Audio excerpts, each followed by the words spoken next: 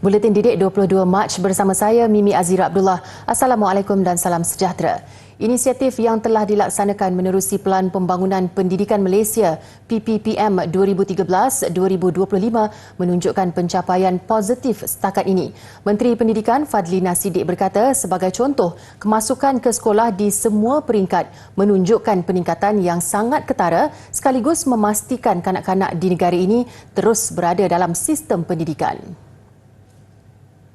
Dalam konteks daya saing peringkat antarabangsa, Malaysia telah mencatatkan pencapaian murid yang memberansangkan dalam Trends dengan izin Trends in International Mathematics and Science Study Teams 2019 yang dikenalikan oleh dengan izin International Association for the Evaluation of Educational Achievement.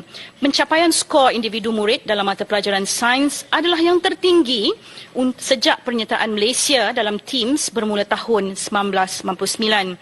Untuk dengan izin Program for International Student Assessment PISA, Malaysia mencapai peningkatan 13% purata merentas literasi bacaan, matematik dan saintifik dari tahun 2012 hingga 2018.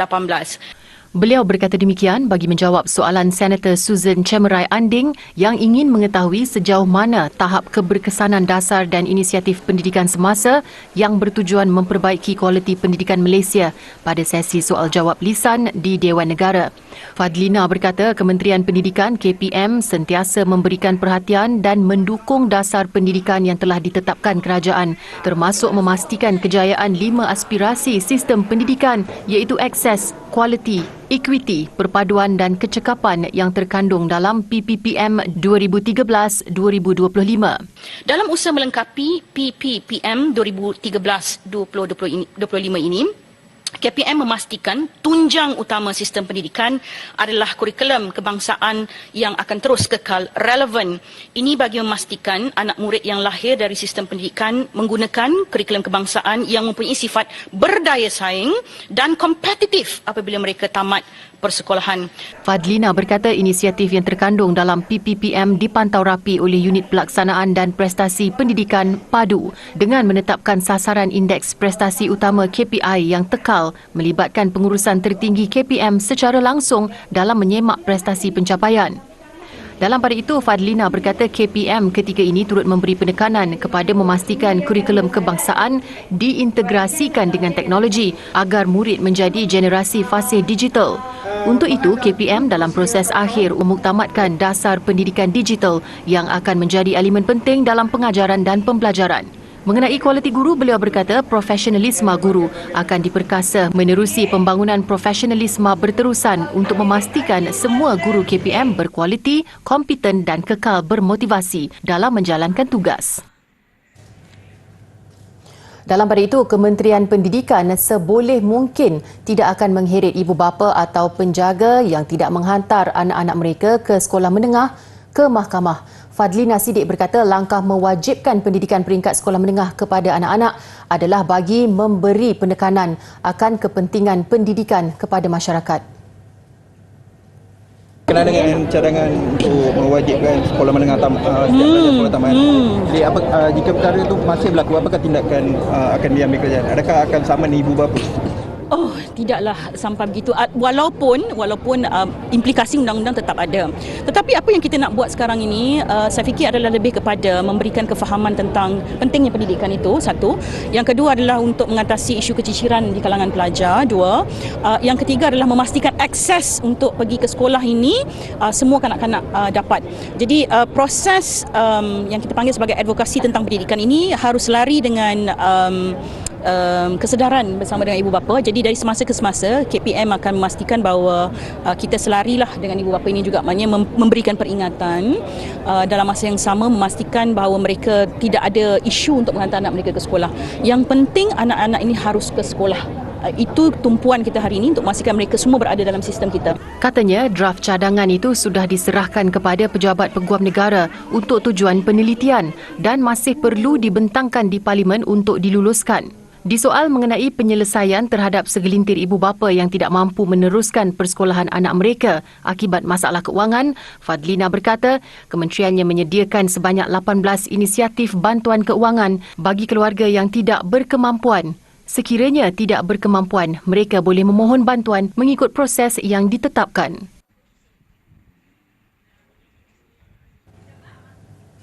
Pengusaha kantin sekolah disaran untuk terus beroperasi sepanjang Ramadan walaupun mempunyai kurang daripada 10% murid bukan Islam. Menteri Pendidikan berkata hal ini kerana bukan semua murid beragama Islam berpuasa, terutamanya yang masih kecil, selain menyantuni murid yang bukan beragama Islam. Okey. Kurang 10% kita tak akan buka. Buka. Saya sarankan untuk terus buka dan bincang dengan pihak sekolah. Sebab saya pasti ada kanak-kanak yang Muslim juga tidak berpuasa di awal umur. Yang memang tidak ada kewajipan pada mereka untuk berpuasa, melainkan mereka ingin berpuasa kerana ingin belajar berpuasa. Jadi kalau mereka tidak ada kekuatan untuk puasa, mereka boleh maknanya untuk tidak berpuasa dan kantin harus buka untuk meraihkan mereka. Beliau berkata demikian ketika diminta mengulas tentang saranan Persatuan Pengusaha Kantin Sekolah Malaysia PPKSM semalam untuk tidak membuka kantin pada Ramadan. Cadangan itu membabitkan sekolah yang mempunyai bilangan pelajar bukan Islam kurang 10%. Setiausaha Agung PPKSM Siti Normah Mat Desa berkata, sekiranya kantin dibuka, pengusaha perlu menanggung kos pengoperasian yang tidak boleh ditampung oleh nilai jualan yang diperoleh. Fadlina ditemui selepas majlis pelancaran program kembali ke sekolah anjuran Yayasan Petronas di Sekolah Pendidikan Khas Lelaki Jalan Batu di Jalan Raja Laut Ibu Negara pagi tadi. Seramai 30 orang murid sekolah itu menerima sumbangan awal ke sekolah. KPM menyambut baik cadangan supaya kajian dilakukan ke atas sukatan pelajaran murid berkeperluan pendidikan khas. Menurut Fadlina, KPM bersedia memastikan kurikulum yang disediakan adalah setara dengan keperluan semasa golongan itu. Pada masa sama tidak meminggirkan kitaran ansur maju setiap anak-anak terbabit. Soal mengubah kurikulum ataupun meminda kurikulum ini, dia ada kepakaran dia yang ada di KPM yang saya fikir sangat penting untuk saya kongsikan bahawa sesi libat urus akan sentiasa dijalankan dari semasa ke semasa. Jadi jangan risau, sesi itu akan berlangsung. Tadi pengarah bahagian tadi, Hajah Salmiah juga telah memaklumkan kepada saya bahawa akan ada sesi-sesi tersebut untuk kita pastikan bahawa sesi-sesi dan input-input ini kita dapat daripada semua pemegang taruh kita. Beliau diminta mengulas cadangan dikemukakan oleh Pertubuhan Pemulihan dalam Komuniti Sindrom Down PPDKSD berhubung isu itu semalam. Pengerusinya Hanizan Hussein berkata, sukatan khusus perlu dibangunkan termasuk berkaitan latihan dan kemahiran bagi mempersiapkan golongan sindrom Down ke dunia pekerjaan. Program yang dicadangkan termasuk terapi fizikal, pertuturan dan kemahiran yang amat diperlukan oleh anak-anak sindrom Down. Baiklah, sesi pembelajaran biasanya berlaku di kelas, makmal atau di sekitar kawasan sekolah. Namun Sekolah Kebangsaan SK Seberang Ramai di Kanga Perlis tampil dengan idea di luar kotak membawa muridnya merasai pembelajaran berasaskan komuniti CBL di Kampung Warna-Warni. Pembukaan 20 stesen pembelajaran di kampung itu menjadikan suasana lebih menyeronokkan dan pembelajaran lebih mudah difahami murid. Amalan CBL itu mula diterapkan guru sejak penghujung tahun lalu, namun strategi pelaksanaannya diperkemaskan sejak awal tahun ini. Idea itu seakan-akan mewujudkan bilik darjah di luar kawasan sekolah. Kita bawa murid-murid ini keluar daripada bilik darjah supaya pembelajaran itu nampak lebih menarik dan menyeronokkan. Kalau kita tengok tadi, para pelajar dia lebih excited lah, seronok untuk belajar, di mana mereka belajar secara hands-on, mana mereka terus menjalankan pembelajaran dengan suasana dan situasi yang sebenar. Antara 20 stesen itu ialah Kebun Nuri, Laman Bunga Kertas, Rumah Kak Kecik Talib dan Laman Laksa. Menariknya, stesen terbabit umpama pembelajaran yang merangkumi satu bilik darjah di mana murid dapat belajar pelbagai subjek di situ. Di Laman Laksa misalnya, pembelajaran melibatkan penguasaan murid terhadap jenis tumbuhan dalam bahasa Melayu dan Inggeris. Melalui sains, mereka perlu mengenal pasti ciri-ciri tumbuhan daripada jenis urat daunnya. Belajar apa tentang daun, belajar daun apa, cara nak buat laksa. Dapat belajar nama apa, sayur. Bagi pokok itu. Sebab ada 4 pelajaran BM, BI, Matematik, Sains. Boleh bajak dekat satu stesen. Lepas tu bila naik atas Jabatan Tengku Said Putra ni boleh nampak pemandangan yang indah. Lepas tu boleh nampak bot-bot, lepas tu angin pun kuat. Kata mereka, warga kampung Terbabit memberikan kerjasama dan banyak membantu, terutama apabila murid hadir pada luar sesi persekolahan. Waktu tu first time saya biasa tanya orang kampung dekat mana masjid lama kan. Lepas tu lepas abang dekat mana lepas tunjuk. Banyak bantu.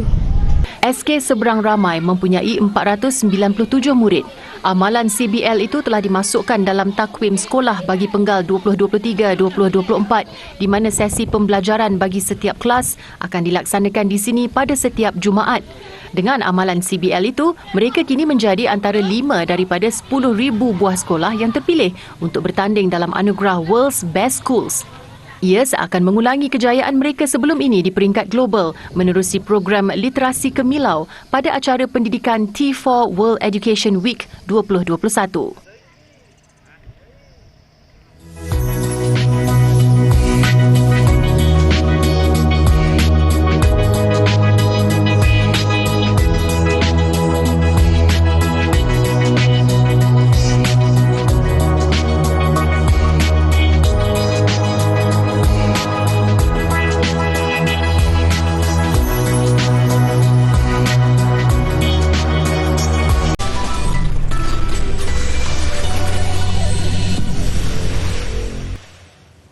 Gaji permulaan sekurang-kurangnya RM3,000 bagi graduan program pendidikan teknikal dan latihan vocasional TVET dilihat perlu dilaksanakan. Menurut Timbalan Menteri Perdagangan Antarabangsa dan Industri Liu Chin Tong, langkah itu signifikan bagi mengelakkan tenaga mahir berhijrah ke luar negara. Memang keadaan negara kita dalam keadaan yang tidak memuaskan. Median wage ataupun gaji median ialah RM2,250 pada tahun 2021. Dan ini adalah keadaan yang tidak boleh diterima kerana anak muda tidak akan terima gaji yang begitu rendah dan ini adalah keadaan yang kita mesti hadapi sebagai satu negara. Dan cadangan Timbalan Perdana Menteri ini baik dan harus dilaksanakan supaya gaji graduan TVET lebih tinggi dan akhirnya gaji engineer lebih tinggi. Kalau tidak, engineer kita akan berhijrah ke negara lain kalau gaji terlalu rendah dan ini adalah masalah yang kita perlu selesai sebagai satu negara. Chin Tong menjawab soalan Ahli Parlimen Gombak Datuk Seri Amiruddin Syari berhubung perancangan kementerian itu dalam meneroka industri baru bagi tujuan pendidikan TVET. Sebelum ini, Timbalan Perdana Menteri Datuk Seri Ahmad Zahid Hamidi menyarankan pemain industri di negara ini menawarkan gaji permulaan sekurang-kurangnya RM3,000 kepada graduan TVET. Menurut beliau, gaji minimum itu munasabah memandangkan graduan TVET adalah pekerja mahir yang telah menjalani kursus kemahiran. Muzium Daerah Dungun yang dahulunya sepi tanpa kehadiran pengunjung bakal menjadi produk pelancongan terbaru di Terengganu apabila dinaik taraf menjadi muzium permainan tradisional. Selain sebagai pusat rujukan, usaha itu juga bakal memperkenalkan kembali lebih 100 jenis permainan tradisional Terengganu yang hampir dilupakan. Dibina pada tahun 1941, muzium berkenaan mempunyai sejarahnya tersendiri yang bermula sebagai kediaman rasmi pegawai daerah sehingga menjadi markas risikan bagi tentera Jepun ketika Perang Dunia Kedua. Setiausaha Kehormat Persatuan Sejarah Malaysia kawasan Dungun, Wan Muhammad Rosli Wan Ngah berkata, Kementerian Pelancongan Seni dan Budaya MOTEK memperuntukkan sebanyak RM3.03 juta bagi kerja-kerja menaik taraf yang dimulakan awal tahun ini dan dijangka siap pada 2025. Muzium itu akan mempunyai galeri mirip bangunan asal, replika kereta api, astaka dan kemudahan lain untuk pengunjung. Muzium yang ada sekarang ni, bangunan yang lama ni masih lagi menjadi pusat rujukan ataupun tempat pameran sejarah yang berkaitan dari daerah Dungun. Kemudiannya, Lembaga Muzium di Terengganu akan bina satu lagi bangunan baru. Itulah yang akan menjadi satu tempat pameran ataupun muzium berkaitan dengan permainan tradisional di negeri Terengganu.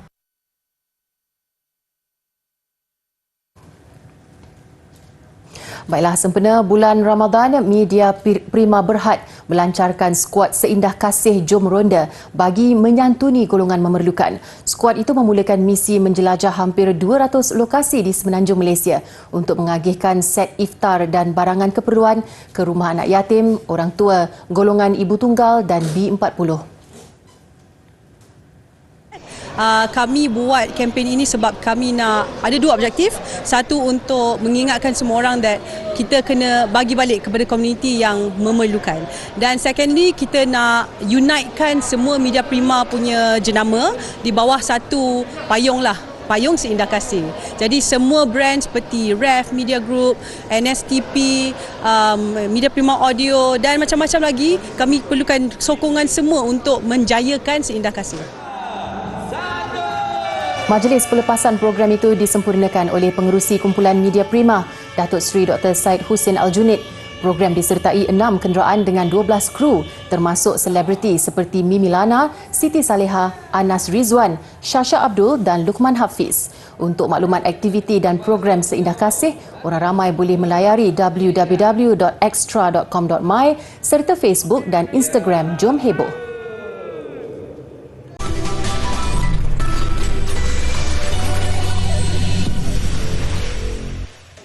Bertemu kembali. Sushi dengan harga mampu milik adalah moto seorang peniaga yang mengayuh basikal sushi di sekitar Kahirah, Mesir. Muhammad Samir, 29 tahun, berkata idea itu dilaksanakannya untuk mereka yang tidak mampu merasai makanan Jepun itu di restoran-restoran mahal. Sebelum memulakan projek ini pada 2019, Samir pernah bekerja di restoran dan hotel.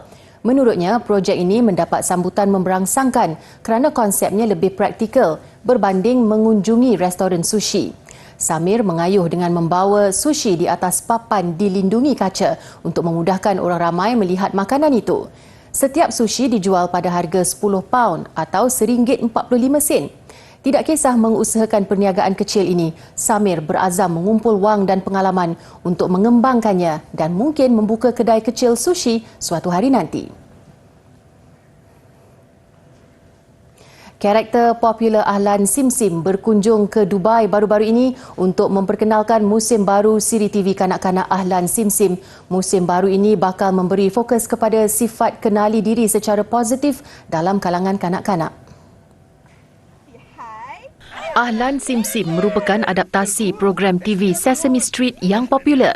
Program ini disasarkan untuk kanak-kanak usia 3 hingga 8 tahun dan telah mendapat sambutan daripada 23 juta kanak-kanak seluruh Asia Barat.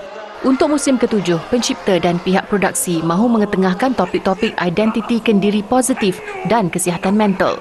Wakil Sesame Workshop berkata pihaknya telah bertemu dan berbincang dengan penasihat pendidikan rantau itu sebelum mencipta kandungan. You have to start with helping children identify emotions and then learn how to manage them, so then they're ready to learn anything. So we started off with learning about emotions, and this season we're focusing on positive self-identity and self-concept. So just simple things like being proud of yourself for learning something new, for working with other people, other kids. Dima Al-Alami mengakui selepas menonton Sesame Street pada usia mudanya, dia bersyukur dapat berkongsi pengalaman sama dengan anaknya pula. صراحة يعني شعور النوستالجيا لما سمعت افتح يا سمسم الأغنية، ابني صار يسألني كيف تعرفي هاي الأغنية؟ لأنه أنا كنت أسمعها وأنا كنت صغيرة، فكان الشعور كتير حلو، والحلو إنه طوروه عشان أولادنا هلا أطفالنا يقدر يستمتعوا بالبرنامج مع إنه من جنريشن مختلفة. Siri ini juga diteruskan dengan penampilan watak-watak kesayangan ramai seperti Basma, Jad, Amira dan Mak Zuza, selain Elmo dan Kaki. Pencipta sut terbang popular Richard Browning merancang untuk menganjurkan satu siri perlumbaan antarabangsa.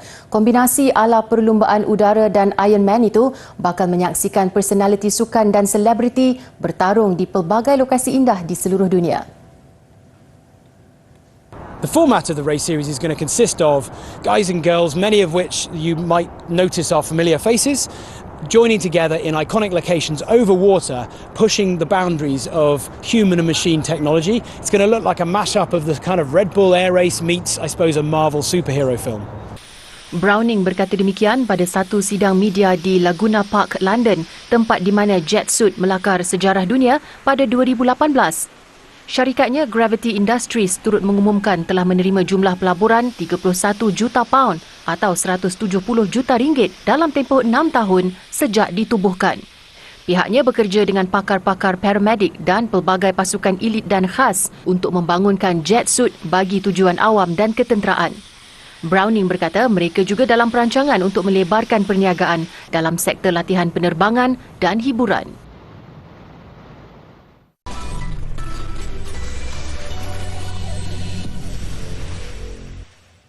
Sukan malam esok, tumpuan peminat bola sepak negara pasti terarah kepada aksi persahabatan Harimau Melaya menentang Turkmenistan di Stadium Sultan Ibrahim Iskandar Puteri.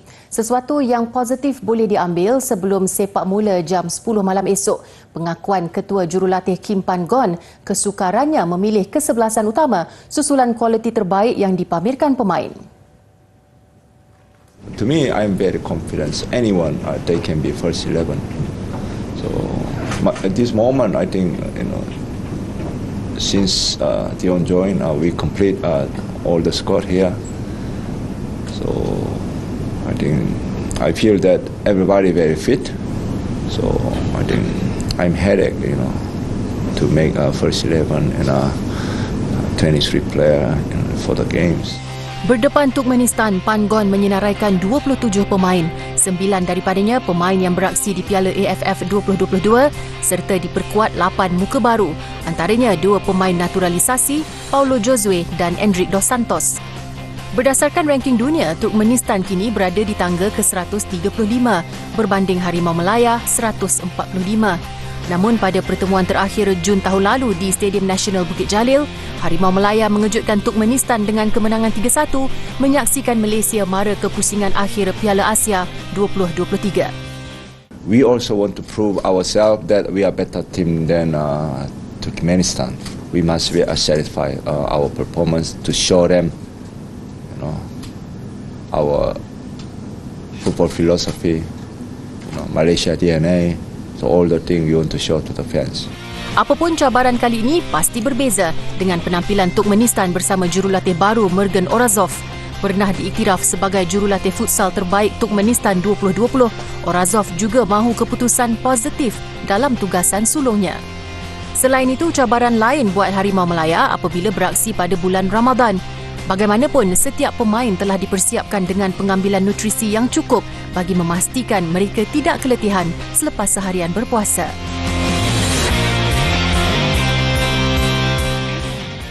Baiklah, paparan pemandangan lokasi popular bunga sakura di Washington, Amerika Syarikat mengakhiri buletin didik. Menariknya, keindahan di Tidal Basin kali ini dirakamkan pada awal pagi. Saya Mimi Azira Abdullah, salam hormat dan kita jumpa lagi.